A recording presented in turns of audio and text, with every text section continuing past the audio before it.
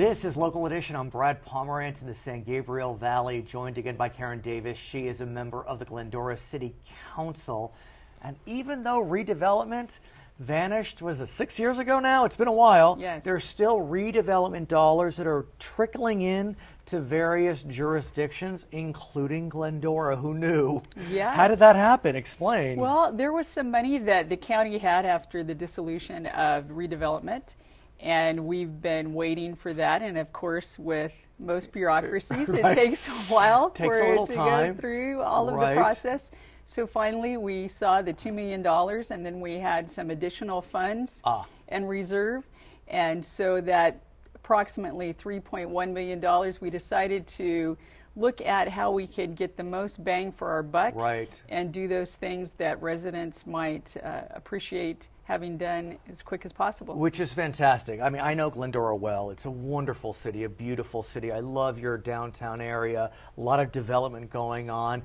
But look, like most cities throughout the state of California, the roads, at least some of them, are in disrepair. Yes. No criticism of Glendora. You know, we're going to have that fixed. We'll talk about that later on.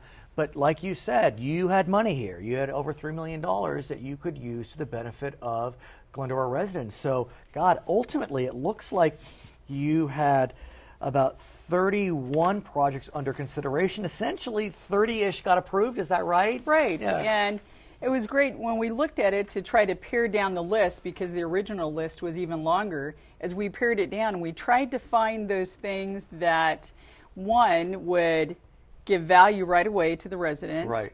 Also would have the greatest return. For instance, some of our facilities that we rent out, some of them need new heating and air conditioning, new flooring.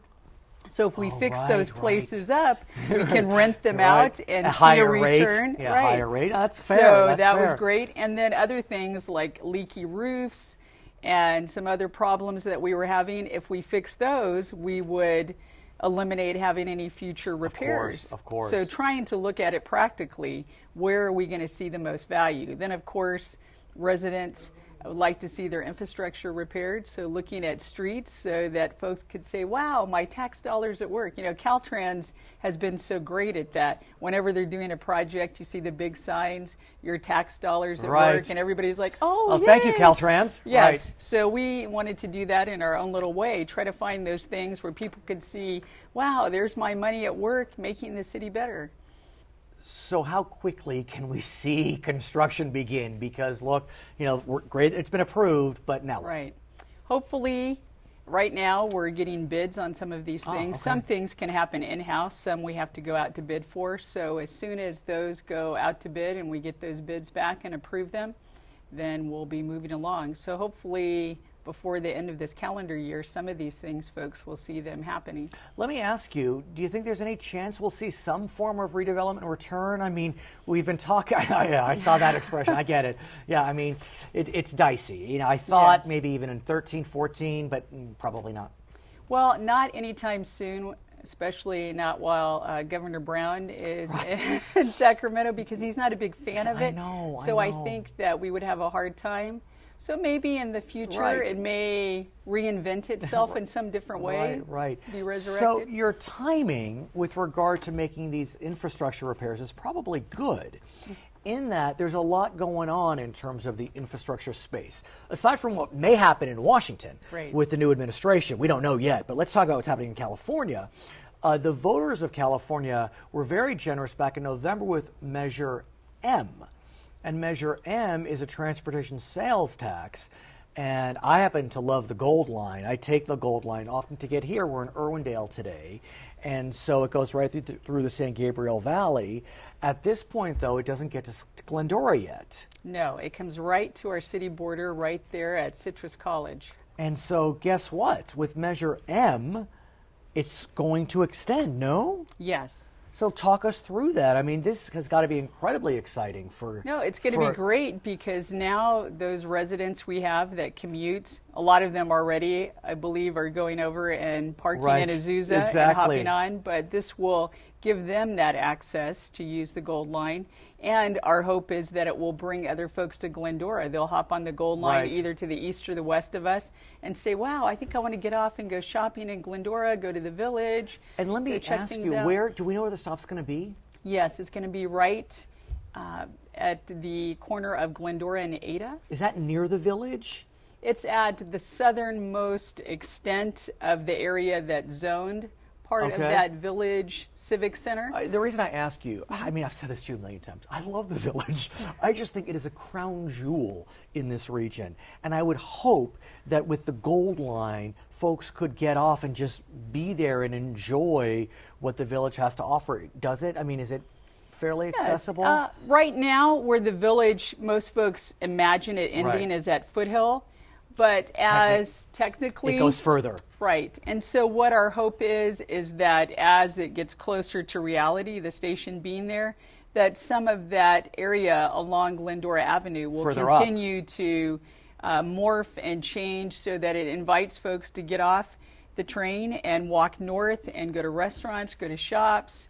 I have to say, it seems like the catalytic consequences of the stop should be dramatic and should do exactly what you just described, because it makes all the more sense to try to keep luring people in. I want to ask, is there something that the city can do? I mean, in the day you could have turned to redevelopment to try to jumpstart that part of the village. Is there anything you can do now? Are you thinking of doing anything? Constantly, we're talking to people in that area, looking at zoning, looking at specific plans. Right now, we do have some funds available for small business loans for businesses that want to expand, make improvements, work on their facades, things like that. Okay. So the hope would be, as that Gold Line becomes more of a reality and the start time is closer, that folks will look at that area. Do we know when this is slated? I don't know. They keep moving the target a little bit, but they probably will not have it done maybe another 6-7 years. Oh, really? Not by the end of the decade? No, it'd be nice. But if we get the Olympics, I think that's a goal. Great. 2024. Let's talk about the gas tax, which to some is an anathema, but it's here. And the gas tax is going to provide, this is the state gas tax, for significant funds for road improvements, both local roads and state roads. The local road need is massive, $78 billion. I know Glendora is but one of the 440 cities.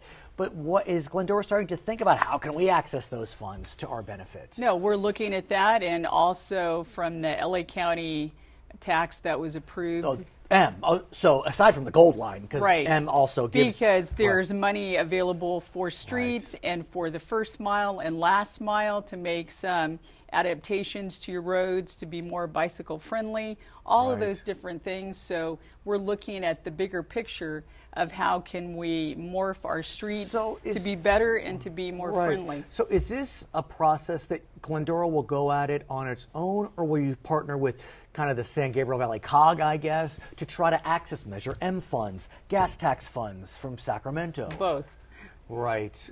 Because it does have to be regional, because there's areas that connect. You know, for us, Route 66, goes Arrow right Highway, through, and Route 66 is just south of where the Gold Line station will be. So it's important for us to be in conversation, because it's not only what's important for Glendora, but it is a regional conversation. And that's where we're going to have success. Exciting times. Her name is Karen Davis. She is a councilwoman in the city of Glendora in the San Gabriel Valley, where we are today. I'm Brad Pomerance on Local Edition.